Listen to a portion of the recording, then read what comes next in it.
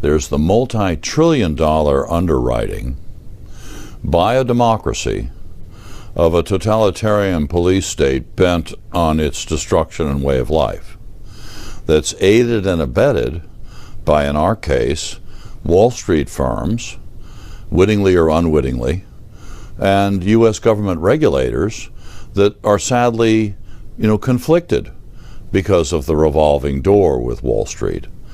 You're saying, in a nutshell, that huge amounts of money are coming from the American people into communist China, day after day, right now, to the tune of trillions of dollars.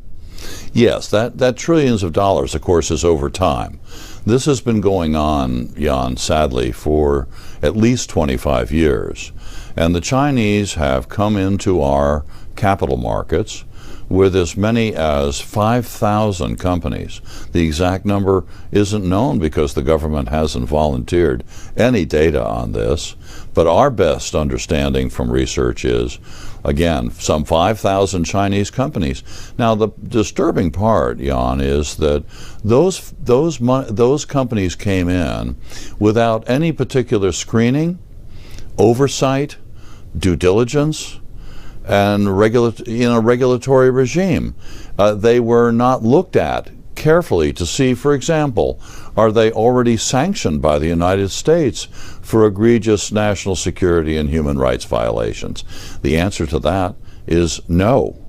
And so we don't have, as we do in the trade portfolio, for example, a committee on foreign investment in the United States that's certainly imperfect, but at least it makes an effort to vet Chinese efforts to buy into the United States, whether it's American companies, farmland, whatever. There's at least some mechanism to try to get a handle on that. It's never had its parallel in the U.S. capital markets. The same is true, sadly, of private equity funds. These are to be scrutinized. We have investor protection issues, the Securities and Exchange Commission, our Department of Treasury, even the White House National Economic Council should be caring about where the American people's money's going and how it's being used. What kind of companies are we talking about here? Well, we asked that question over the research of a number of years now, and the answer is troubling. You have companies that are, for example,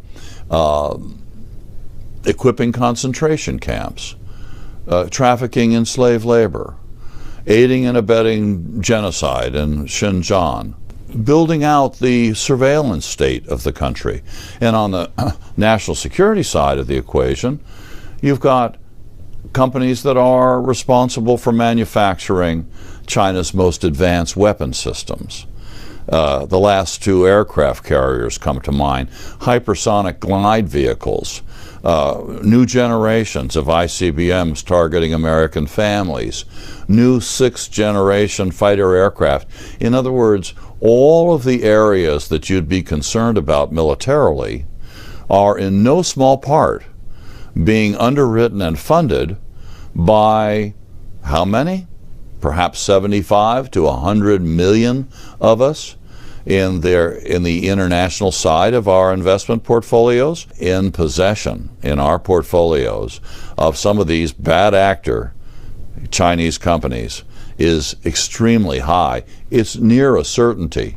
So think about the fact that this is not some esoteric issue here. This isn't, we're not talking about space-based missile defense here, or something that is more distant from the American people.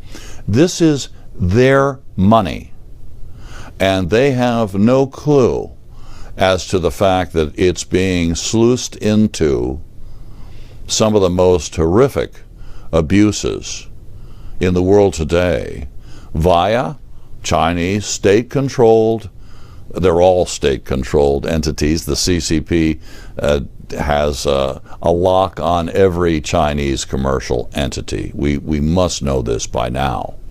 So the idea of a private sector is not happening in China.